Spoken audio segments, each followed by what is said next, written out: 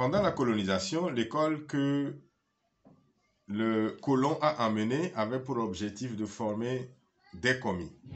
Les contenus des cours n'étaient pas destinés à éveiller les consciences, à aller vers la recherche, l'innovation, la technologie. Il n'y avait que des commis qui étaient formés. Maintenant, après la décolonisation, après les indépendances, l'Afrique doit réadapter son système éducatif et le tourner vers la recherche, vers la découverte, vers la technologie. C'est ce que la Chine a fait. Et nous avons vu qu'après quelques années, la Chine a surpris le monde entier. Personne ne s'attendait au miracle chinois. Mais tout a été réglé au niveau de la formation, du contenu, surtout pour les étudiants qui ont décidé d'embrasser la science, le domaine de la science et de la technologie. Le contenu a été vraiment enrichi de sorte à ce que aujourd'hui, la Chine nous propose une gamme variée de produits dans tous les domaines donnés. Ce n'est pas toujours le cas en Afrique. Nous continuons par importer tout ce que nous utilisons. Alors que ce ne sont pas la main-d'œuvre, ce n'est pas la main-d'œuvre qui manque. Nous avons un continent très jeune. Ce n'est pas l'intelligence qui manque. Nous sommes aussi intelligents que tous les autres. Mais c'est la stratégie qui doit prévaloir sur le continent, une stratégie cohérente, une stratégie adaptée et tournée vers l'avenir, vers l'innovation qui manque sur le continent.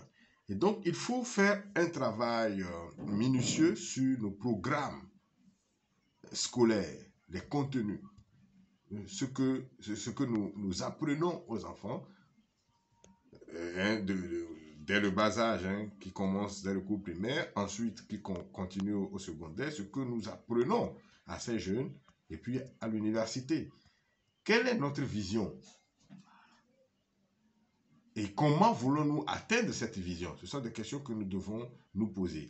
Et si, sur le plan national, nous pensons que ce n'est pas évident avec les petits pays que nous avons, ces frontières nous ont été imposées, nous le savons.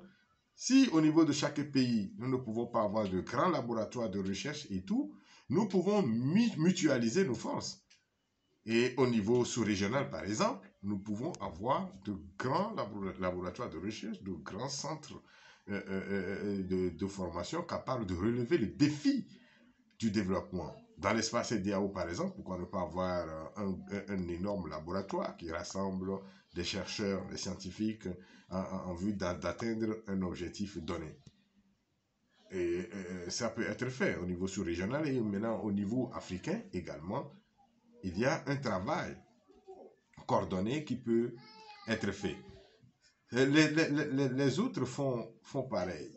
Les États-Unis, ce n'est pas un petit pays. C'est un regroupement de plusieurs États. Aujourd'hui, l'Union européenne essaie de tout faire en commun. Ils veulent tout faire. Tous les États qui forment l'UE veulent tout faire dans l'unité. Pourquoi? Ils savent qu'ensemble, on est plus fort. La Chine, c'est un pays continent.